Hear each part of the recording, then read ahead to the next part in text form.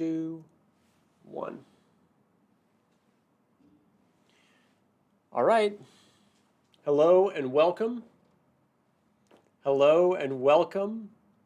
Welcome to another episode of the Empowered Immigrant Live. Thank you so much for being here with me today. My name is Otis Landerholm, and I'm the founding attorney here at Landerholm Immigration, A.P.C., where we fight for your American dream. And it's an honor to be here with you today. Today, our topic is going to be on the new ICE policy.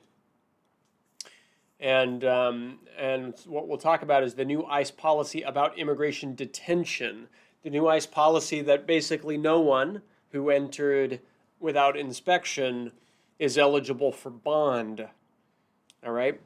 Big deal, big change in ICE policy. It's going to affect millions of people. Well, it won't affect millions of people, but it'll affect a lot of people who entered without inspection. There are millions of those people, and then who end up getting detained. So that number of those people will be affected by this, and that's a huge number of people. So thank you for tuning in, and welcome. I really appreciate your being here. Again, my name's Otis Landerholm. I'm a certified specialist in immigration law. Been doing this for coming up on 15 years. And we fight for the rights of immigrants who are facing deportation. We do it out of our Oakland, California office. And if we can help you in your case or your process, we're here to help. All right.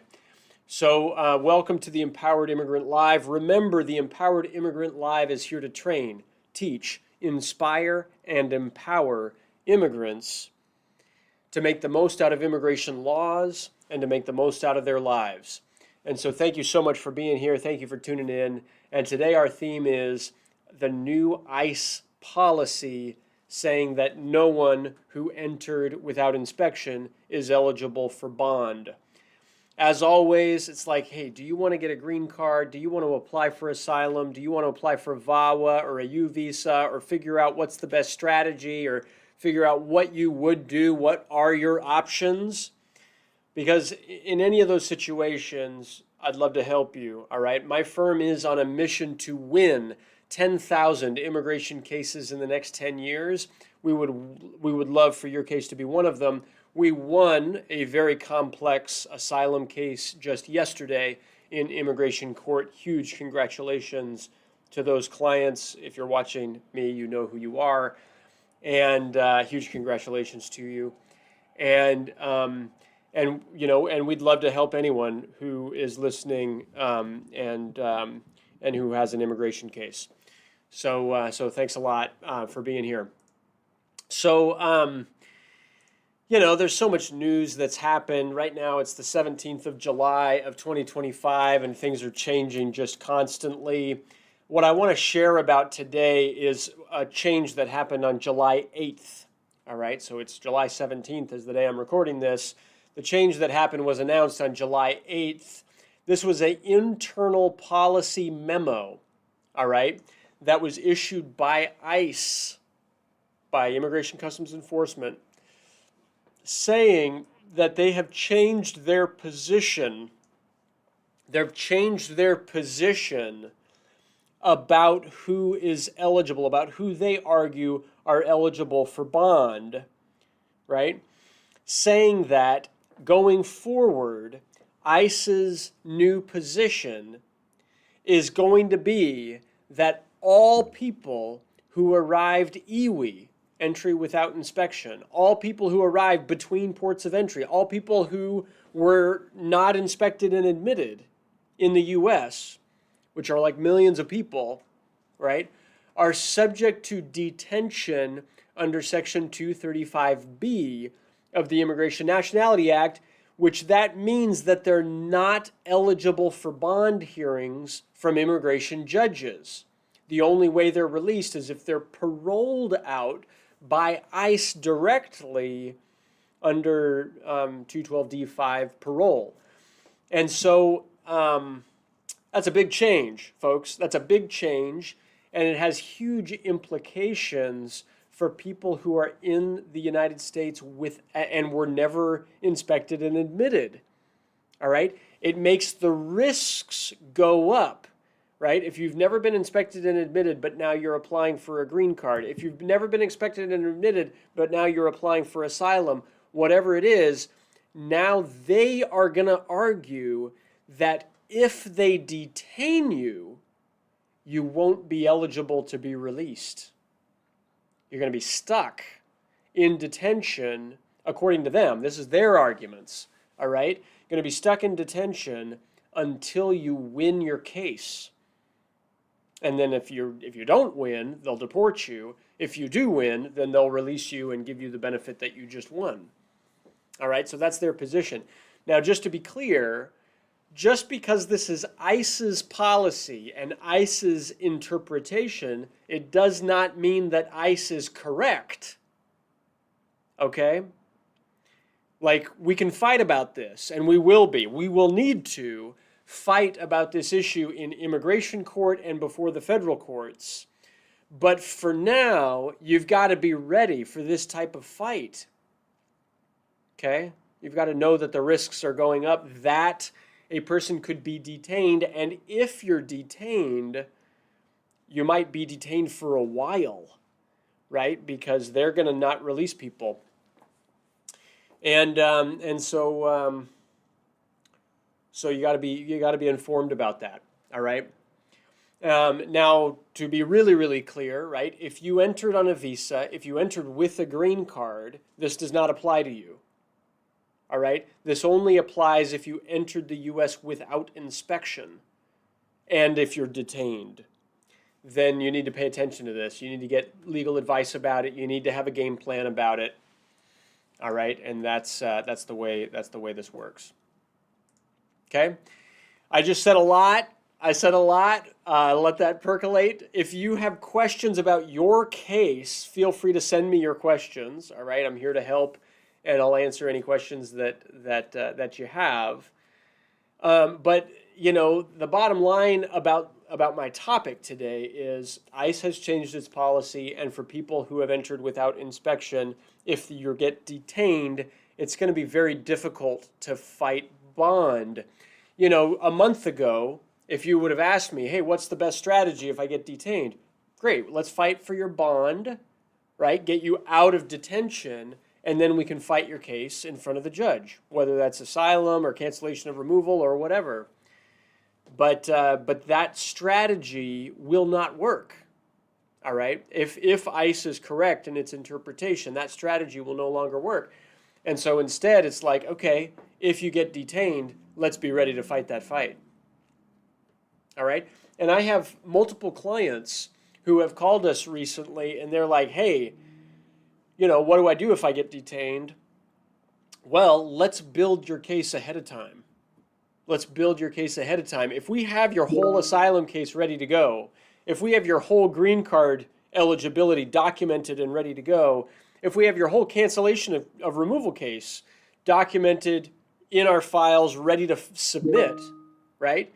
Now if you get detained, boom, game on. We can fight that. We can submit that. We can argue for your green card or your cancellation case or your asylum case or your VAWA case in front of the judge as quickly as possible if we're prepared, if we've got those documents in place already. That's an invitation, right? If you're nervous about this, if you want to be proactive about it, then be proactive about it. It's less expensive. It's better to prepare a case ahead of time rather than wait for an emergency to happen. Now when somebody's detained and we got to scramble and we got to get documents signed after somebody's in an immigration detention facility, it's it's challenging, right? It becomes more costly. It becomes more of a scramble. It's less good and more expensive. Man, if we could solve those issues and prepare the case ahead of time, that's just it's wise, right? That's the best advice I can give. All right, so let's see here. So I have a couple of questions coming in. Maria Epifania, thank you very much for being here. You say, I love watching these episodes. A lot of learning. All right, thank you. Thank you so much for being here. Damaris, I see you here. Hola, saludos. Ya tengo mi buena fe de la visa U que seguirá después. All right, so I've already got my good faith determination for my U visa. What happens next? Buena pregunta. Okay, buena pregunta. So what happens next is your case will be pending for a long time. At least you have the buena fe. All right, you got your work permit. That's great. Your U visa will be pending for years. All right, keep renewing the work permit. You should be okay. All right, and you know, U visas take a long time. If there are any changes in your personal life, please, you know, feel free to reach out and we can discuss those. But otherwise, you know, you're on the right track. Okay. So, que sigue después de la buena fe? Si ya tiene su permiso de trabajo, pues ya está en buen camino. La visa U va a tardar años. ¿Ok? Años y años. No sé cuándo fue sometido su caso, pero si casos sometidos hoy van a tardar 30 años. ¿Ok? Pero puede siempre seguir renovando su permiso de trabajo. Parece que está en buen camino. All right? So let's see here. So Johnny Madsen, you say, are I-485s based on asylum still getting processed? Yes, they are. All right? Yes, they are. I know that because we have won recently I-45 adjustment based on asylum, and we're about to file another I-45 based on asylum. So yes, they are still getting processed. There was a, let me think about that. I remember seeing some news about that recently, but it wasn't, let's see, I-45s.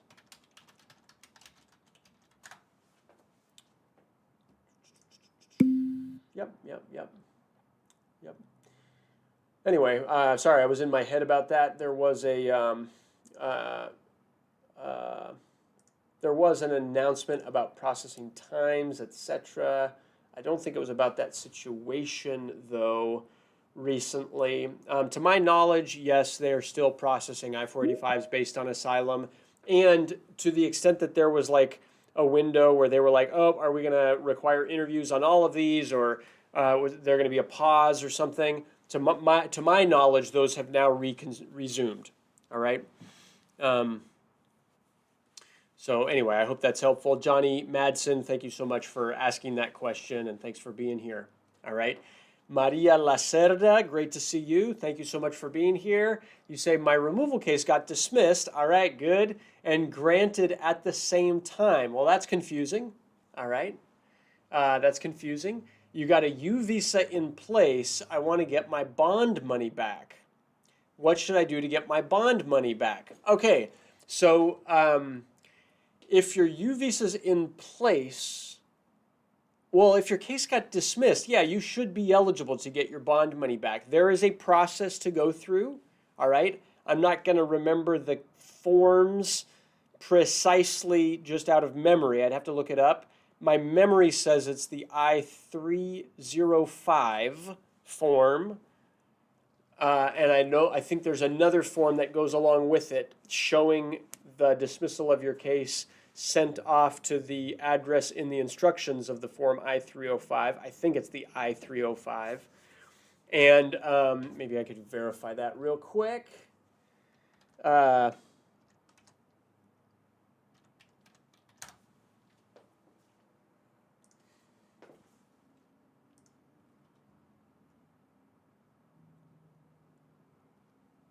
Yeah, I think it is that form. And if you need help with it, then feel free to contact your lawyer. Feel free to contact my office if you don't have a lawyer, and we can walk you through that process. I've done this. I don't do it every day. I'd have to dust off how we've done it in the past, but we have helped people on occasion get their bond money back. All right, and congratulations on getting your case dismissed and getting your bond granted. And now that your U visa is in place, that's great. And you just want to maximize your chances of winning that U visa, because I'm not clear if it's been approved or if you just have the visa application submitted, right? But anyway, good. So feel free to reach out if you need help with the bond money request. but otherwise, there is a process. I believe it's the I-305 and the I-395. The I-395 is to anyway. I'm not gonna say more because I think I'm confusing myself there. Anyway, there are some forms to fill out. All right, and you got to send them to ICE. Typically, though, you would receive a notice from them saying that your bond is ready to be refunded to you, and I think that form is the 305. But anyway, I'd be happy to research all of this and guide you through the process if that makes sense for you. Okay, let's see. I've got a couple questions here on Instagram. So let's see here. It is PCHZS30. I see you here on Instagram. Thank you. You say, hi, will the Dignity Act help people with deportation orders? Yeah, the Dignity Act has been introduced in the House. Thank you for bringing that up. This is good news. This is bipartisan immigration reform, possibly. The Dignity Act has been introduced in the House. It has not passed the House, right? It's got to pass the House, then go to the Senate before it could possibly become a law. So I'm not going to talk too much about the provisions of the Dignity Act today, but I'm happy that you raised it. Please keep coming back, all right? We can do full episodes about the Dignity Act as it moves forward through the process. It would be great to see some kind of positive change if it could actually pass a Republican House and Senate, right? So your follow-up question is, will it help even if they have an expedited deportation order? Thanks for answering my questions. So the precise answer to your question is nobody knows yet. All right, nobody knows yet because it hasn't passed yet, and lots of edits and lots of amendments will happen in between today and that bill ever coming into actual fruition. So I don't know the answer to that, and I don't think anybody in the United States actually knows the answer to that question yet because it's not final, right? Right now everything is just proposals, and so we'll see. The answer is we will see. Let's see. I see a question from Rewards Loyalty. You say, can I get U.S. citizenship with an approved green card and a 212H waiver? So the answer is yes, you can. All right. You've got to look at the 212H waiver is there to waive crimes. I've won citizenship for people with a green card and a 212H waiver approved. There are certain crimes, though, where if you, like murder, right, is one of them, where if you had certain convictions, then you are permanently barred from becoming a citizen. And then there are certain crimes where it will cause a problem for your good moral character analysis, depending on when it happened, even if it was waived. All right. So those are the two issues, but I would recommend talking it through with a lawyer. And yes, it is possible to win citizenship even with a green card and a 212H waiver. Yes, absolutely. All right.